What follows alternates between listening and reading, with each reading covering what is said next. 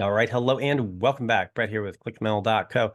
So in the past videos with market research, we've been looking at how to kind of assess a market, how to start doing keyword planning and know, are we going to be able to create this group of ads, this campaign, and advertise and then bring in clients. Now, in this video, we're going to start talking about strategizing and using what we found in that keyword plan and then starting to prioritize some ad types. Now, there are better and what do I say, good and less good types of advertisements depending on what the goals of the campaign are. So if you're working with, some massive organization and they say, yeah, we're already doing getting all the sales off the internet. We just want you to go brand. Just shout our name from the rooftop.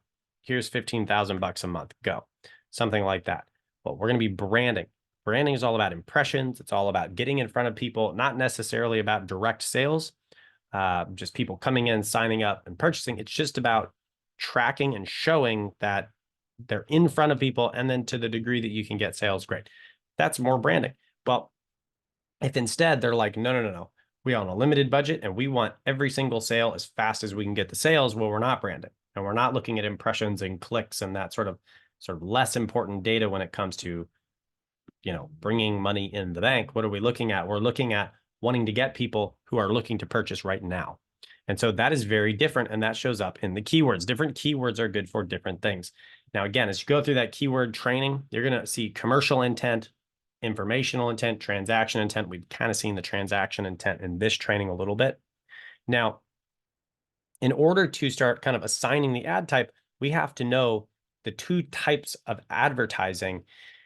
And this is inbound versus outbound advertising. Okay. And the question is who's more likely to buy? Someone looking for you already or someone not looking for you? And obviously, someone looking for a child therapist needs a child therapist. Someone not looking for a child therapist may or may not need a child therapist. And the likelihood is that they don't need one because they're not looking.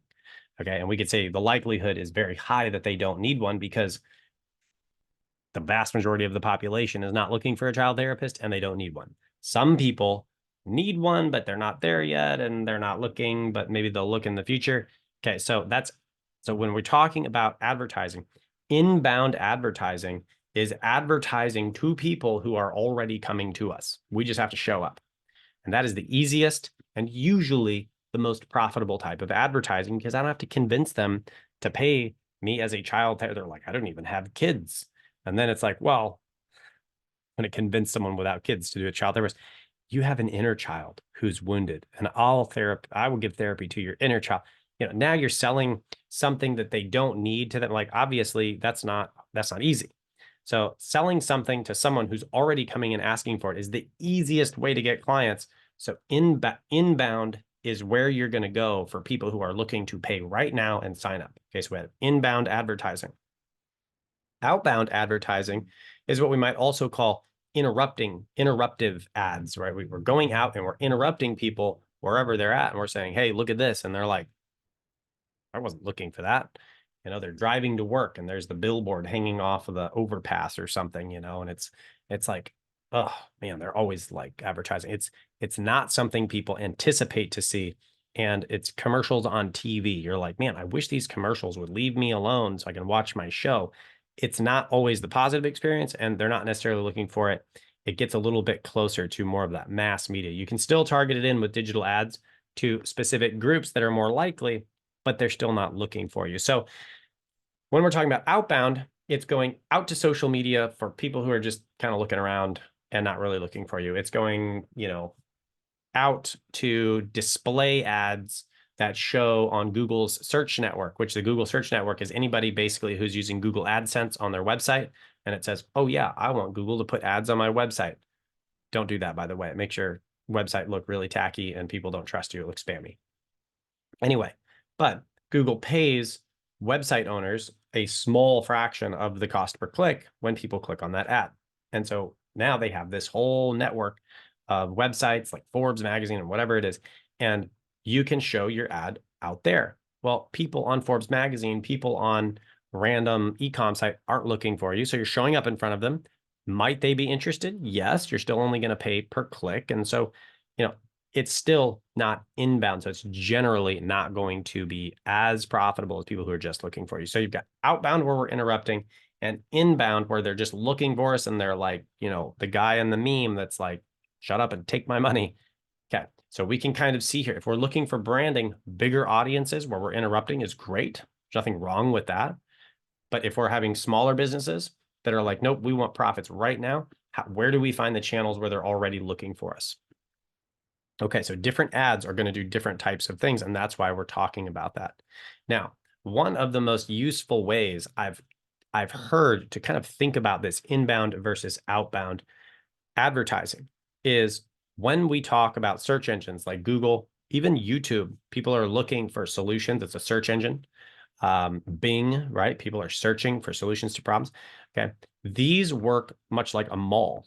Okay. So the mall, unless you're 12, you're not just going to the mall to hang out and sit around in the mall. No, you're going to the mall for something specific. I need a new pair of shoes and the shoe store's at the mall. Or, I need lunch and the mall's closest and it's got the largest number of options. So what do? The mall is the medium that you enter through, and you go through the mall for the purpose of getting to the thing that solves your problem, the thing that you need to buy. And this is exactly what these search engines are. You go to the search engine to be connected with the end product or service that you need, or the information that you need. And so this is inbound, right? We're going into the mall with the intent of getting something we need. So when people go into Google, when they go into Bing, when they go into Perplexity now, the AI search engine, and looks like ChatGPT or OpenAI is going to be introducing their own search engine as well with AI. When they go into YouTube, they are looking for a solution to a problem. That's inbound. They're coming into you. They're ready to go. Okay. We go to the mall to solve the problem. We go through the medium, we buy the thing, and we leave. That is exactly how we use search engines. Now, when you go over to social media, a lot of people are very excited about social media advertising, and it can be very good. And I'll tell you why in a moment. But generally speaking, the people on social media are like at a party. And it's exactly what you would think it is. When you kind of put the analogy to it, it makes a lot of sense. You're at some kind of a party, and it's there's a pool, and there's some guy off the high dive who's like halfway through a belly flop and he's coming down. And then someone over here is, doing something crazy, and everybody's having fun. And what are you doing? You're just kind of roaming around. Like you don't have an intention. You're just going around to see what there is to see. And that's what's happening on social media. You're looking at your grandma's picture of the cat on the table eating her dinner. Like, who knows? You're just kind of bopping around with no intent. And then what happens on social media is you show up and you're like, hey, do you need your drain fixed? And everybody's like, why are you do you need child therapy? It's like, I'm at a party. You're asking me about child therapy? Not the time, not the place. They're not focused. They're not in any kind of way interested in getting child therapy while they're at this party. Kind of a mismatch. We're interrupting a different experience. Now, it can work when we're targeting a very narrow audience of people who have already expressed interest in child therapy through group engagement on platforms, or, they have kids and you can narrow it down and be really specific about that.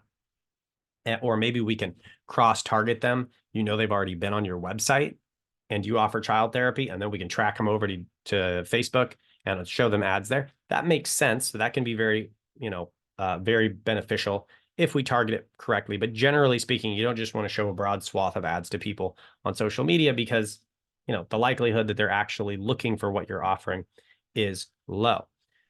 Now, one of the types of advertising that's generally going to work really well on social media is what we might call impulse buys. So, if you have like a get your free knickknack, or get your knickknack free, all you pay is shipping, and then shipping's like $12. And of course, you're making profit on that. That's a gimmick I've seen people do. That's going to work really well, because what do you do at a party? Some guy's like, oh my gosh, I have this super cool thing. It's a nickel. Do you want it? Oh yeah, sure. Here. And then you just, it's just something you can decide in the moment without slowing down and thinking and problem solving. You're not doing that at the party. So that can generally be really helpful type of advertising if you're doing social media type ads. So when we're considering bringing this back around to the ad type, if we're advertising something a lot more expensive, we're usually going to want to go to inbound advertising where people have money, they've thought about it, they're now researching, and they're ready, they're looking for you. If we're looking for branding and we're looking for impulse buy or just lead conversion, just getting people to download a thing for free, we can probably pull them from social media. Okay, so when we then start to look at an advertising strategy, and again, if you're working with a service industry business or a ministry, a nonprofit of some kind, usually they're going to have some type of a service that they're offering. Okay, now, what does that mean? If they're offering a service, usually there's going to be an expense involved. And when this is the case, we want to first generally target on inbound traffic. And then as we capitalize and can show numbers that say, look, we're projecting this amount of profits. If it's a shopping campaign, you can just show the profits because you have e-com tracking.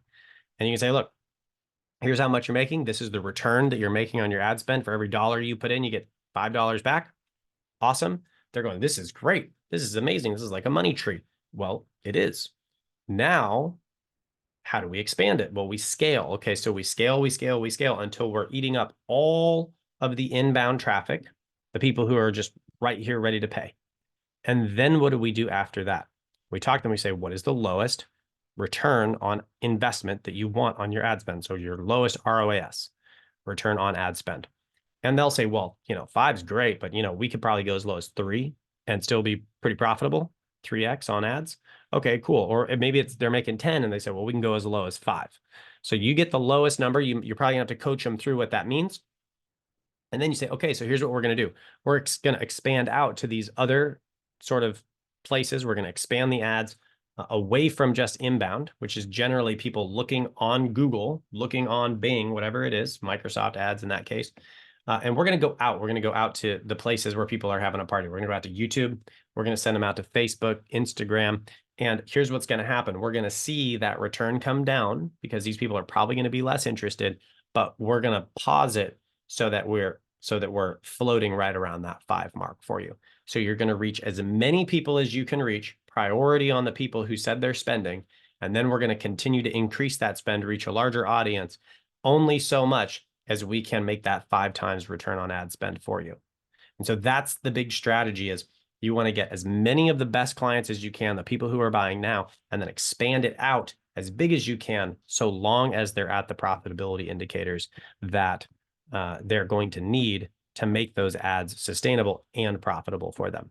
So we're going to target those inbound versus the outbound sort of ads in order, in sort of sequential order, depending on what the client needs, and then build the strategy, the advertising strategy around those sort of inbound, outbound sorts of ads. Now, of course, this is a broad stroke. I'm speaking in broad strokes. This is going to be generally for service businesses who need calls and who need, tour bookings or something like that. But there are other instances where this may not be the case. Some businesses are going to be really, really benefited by YouTube, say maybe a consulting business where they've got 500 YouTube videos that bring in, they have a whole following and people want to hire them. Great. Well, show ads to their YouTube channel and then run them to the calendar. And that could be something that you could do as well. So it's going to vary, but generally speaking, we're just kind of speaking in generalities and what's going to work usually. So that's how to choose your ad type based on inbound and outbound. In future videos, we're going to be starting to talk about the specific types of ads and campaigns you can pick and where those are going to line up. And that's going to start giving you, search ads, performance max ads, display ads, shopping ads. When are we going to pick each one of these? What type of traffic does that align with? So we can start to really get that strategy down. So anyway, thanks so much for being with me in this video. We'll see you in the next one where we're going to continue discussing Google Ads. We'll see you there.